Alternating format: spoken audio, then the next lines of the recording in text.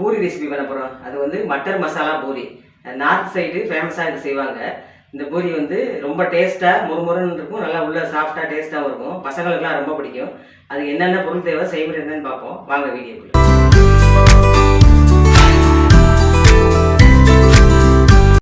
மட்டர் மசாலா பூரி செய்கிறதுக்கு இந்த ஒரு கப்பு நிறைய பச்சை பட்டாணி எடுத்து வச்சுருக்கேன். அதுக்கு வந்து 2 பச்சை மிளகா, 5 வெள்ளைப்பூடு, சின்ன துண்டு இஞ்சி இந்த அளவுக்கு. இது எல்லாமே இதில் போட்டு அரைச்சிக்கிறணும். 1 ஸ்பூன் ஜீரகம், அப்புறம் மசாலாக்கள் வந்து 1 spoon chat masala, 1 spoon garam masala, 1/4 spoon மிளகுத்தூள், 1/4 ஸ்பூன் மஞ்சள் தூள், 1/2 ஸ்பூனு சோம்புத்தூள். இதெல்லாம் இதுக்குரிய மசாலாக்கள். அப்புறம் அது மசாலாவோட சேர்ந்து செய்கிறதுக்கு கோதுமை மாவு எடுத்துருக்கேன். 1 கப்பு பட்டாணிக்கு 2 கப்பு கோதுமை மாவு தேவைப்படும். அப்புறம் கொத்தமல்லி இலை, இது பாதி போட்டு அரைப்போம். அப்புறம் கொஞ்சம் மேலாப்பில் பொடிசாக நறுக்கி போடுவோம். ஃபஸ்ட்டு ஒரு மிக்ஸி ஜாரில் இந்த பட்டாணியை சேர்த்துக்கிடுவோம். பட்டாணியோடு சேர்ந்து காரத்துக்கு தகுந்த மாதிரி பச்சை மிளகா போடுங்க. ரொம்ப காரம் இருக்கக்கூடாது, கொஞ்சம் மைல்டாக தான் இருக்கணும். 2 பச்சை மிளகா போடுறேன் நான், உடச்சி போட்டுக்கிறேன். அப்புறம் ஒரு துண்டு இஞ்சி, ஒரு 5 பல் வெள்ளைப்பூடு, 1 ஸ்பூன் ஜீரகம். இதெல்லாம் கோர்ஸை அரைச்சிட்டு அப்புறம் கொஞ்சம் தண்ணி ஊற்றி அரைச்சிக்கிடுவோம். இப்போ தண்ணி ஊற்றாமல் கோர்ஸை அரைச்சிக்கிட்டோம். இன்னும் லைட்டாக அதில் தண்ணி ஊற்றி அரைச்சிக்கிடுவோம். லைட்டாக ஒரு ஸ்பூன் அளவுக்கு தான் தண்ணி ஊற்றணும். அப்படியே பைன் பேஸ்ட்டாக அரைச்சிட்டு வந்துடுறேன். இந்த அளவுக்கு அரைச்சாச்சு. இதுலேயே நம்ம ஒரு கைப்பிடி அளவுக்கு கொத்தமல்லியும் சேர்த்து அரைச்சிக்கிடுவோம். இப்போ இதெல்லாம் சேர்த்து அரைச்சிட்டு வந்துட்டேன். ஸ்டவ் ஆன் பண்ணிவிட்டு இந்த கடாயை வச்சுக்கிறோம். இந்த கடாயை காஞ்சதும் ஒரு 2 ஸ்பூன் எண்ணெய் ஊற்றிக்கிறேன். இப்போ ஒரு 2 ஸ்பூன் அளவு கடலை எண்ணெய் ஊற்றிக்கிறேன். இப்போ இந்த அரைச்ச பேஸ்ட்டை நம்ம இதிலே நல்லா வதக்கிடணும்.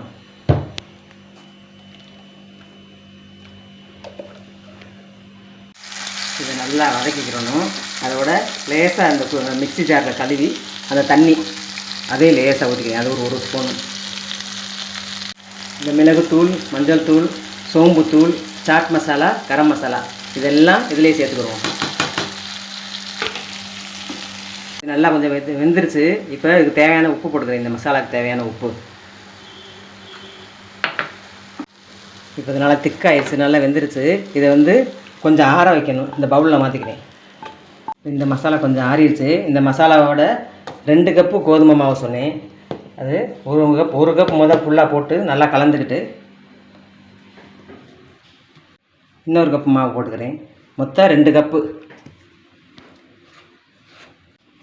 இந்த மசாலாவுக்கு 2 கப்பும் ஆகும். சில மாவுகள் கொஞ்சம் தண்ணி நிறைய இருந்துச்சுன்னா 2.25 கப்பு அந்த மாதிரி போட்டுக்கலாம். இது எனக்கு 2 கப்பு இப்போ சேர்த்துருக்கேன்.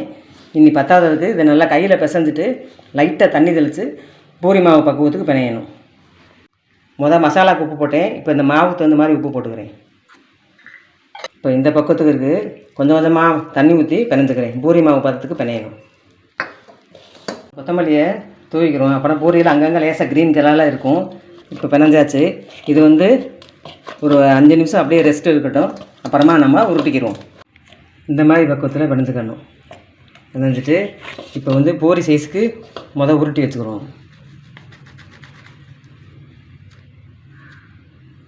இந்த அளவுக்கு இது மாதிரி எல்லாத்தையும் உருட்டிட்டு தேய்க்கணும். எண்ணெய் தெளிச்சுக்கிறோம்.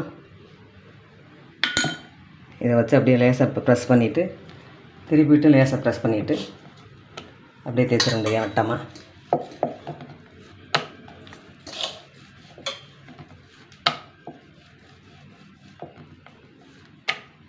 இந்த மாதிரி தேய்க்கணும். இது மாதிரி எல்லாத்தையும் தேய்ச்சிக்கிறேன். வட்டமாக வரணும்னா நம்ம இந்த ஒரு சின்ன சைஸுக்கு தேவையான அளவுக்கு கிண்ணம் எடுத்து அதை இப்படி ப்ரெஸ் பண்ணிவிட்டு எடுத்துட்டிங்கன்னா பூரி வட்டம் அழகாக கிடச்சிரும்.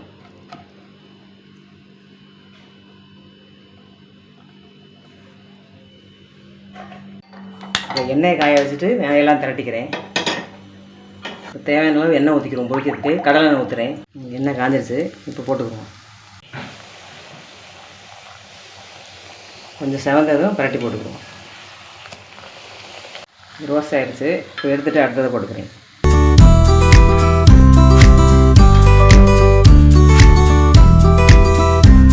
இந்த பூரி வந்து வெளியில் முறுமுறுன்னு உள்ளே நல்லா சாஃப்டாக எப்படி இருக்குன்னு பாருங்கள்.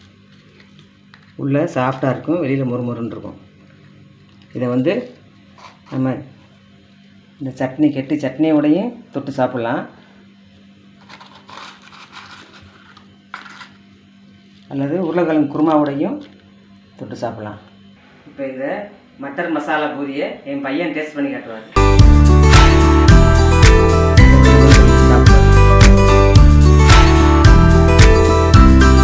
பூரி வெறுந்தா சாப்பிட்டாலும் நல்லா இருக்கு, சட்னியோடையும் அதோட குருமாவோடையும் சேர்ந்து சாப்பிடும்போது ரொம்ப அல்டிமேட்டாக இருக்குது. இதே மாதிரி நீங்களும் செஞ்சு பார்த்துட்டு எங்கள் சேனலுக்கு சப்ஸ்கிரைப் பண்ணுங்கள். பட்டாணி சீசன் இருக்கிறதுனால நீங்கள் இந்த பட்டாணியை வச்சு இந்த மட்டன் மசாலா பூரியை செஞ்சீங்கன்னா பசங்க நல்லா விரும்பி சாப்பிடுவாங்க. இதை நீங்கள் லஞ்ச் பாக்ஸ் கூட கொடுத்து விடலாம், உணராது, நல்லா சாஃப்டாக டேஸ்ட்டாக இருக்கும். குருமா எல்லாமே சாப்பிடுங்க, குருமா வச்சு சாப்பிட்டா நல்லா பிரேக்ஃபாஸ்ட்டுக்கு ரொம்ப நல்லா ஹெல்த்தியானதாகவும் இருக்கும், டேஸ்ட்டாகவும் இருக்கும். இந்த மாதிரி செஞ்சு பாருங்கள். செஞ்சு பார்த்துட்டு எப்படி இருந்துச்சுன்னு எங்களுக்கு கமெண்ட் பண்ணுங்கள். இந்த வீடியோ உங்களுக்கு பிடிச்சிருந்துச்சுன்னா லைக் பண்ணுங்கள், ஷேர் பண்ணுங்கள், சப்ஸ்கிரைப் பண்ணிக்கோங்க. அடுத்து இன்னொரு ரெசிபியோட அடுத்த வீடியோ பார்க்குறேன். நன்றி, வணக்கம்.